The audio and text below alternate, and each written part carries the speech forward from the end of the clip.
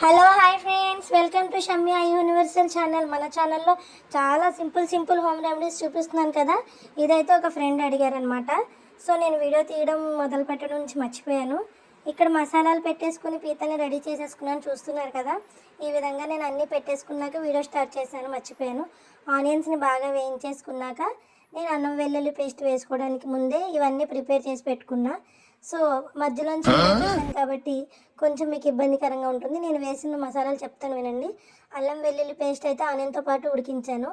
క్రాబ్స్కి అయితే మా కారం, ఉప్పు, పసుపు, ఇంకా క్రాబ్ మసాలా, ఇంట్లో రెడీ చేసుకున్న గరం మసాలా అన్నీ వేసుకుని, క్రాబ్స్ మీద వాటర్ ఉంటుంది కాబట్టి నేనైతే కలపలేదు. అవి అలా పెట్టే దాంట్లో వేసేసుకున్నా. ఇప్పుడు అల్లం వెల్లుల్లి పేస్ట్ దాంతోపాటు కొన్ని మిరియాలు వేసి కొంచెం జీలకర్ర వేసి దాంతోపాటు పేస్ట్ చేసుకొని ముద్దలాగా ఆ ముద్దని అందులో వేసుకున్నా. సో తర్వాత నేను క్రాప్స్లో వాటర్ ఉంటుంది కాబట్టి 10 to 15 minutes బాయిల్ అవ్వడానికి వదిలేసాను. చాలా సింపుల్గా ఎలా చేసుకోవాలో మీరు నా ఛానల్లో వీడియో చూసినట్లయితే మీకు కనిపిస్తుంది. నేనైతే స్టార్టింగ్ ప్రాసెస్ నుంచి తీయలేదు, తర్వాత తీసాను. ఓకే ఫ్రెండ్స్, 15 to 20 minutes వరకు అలా చేశాక మళ్ళీ మూత తీసి సర్వ్ చేసేసుకున్నాను. చాలా ఈజీగా కొత్తిమీర, కరివేపాకు వేసుకొని సర్వ్ చేసుకున్నాను. నేనైతే కొత్తిమీరని అవాయిడ్ చేస్తాను.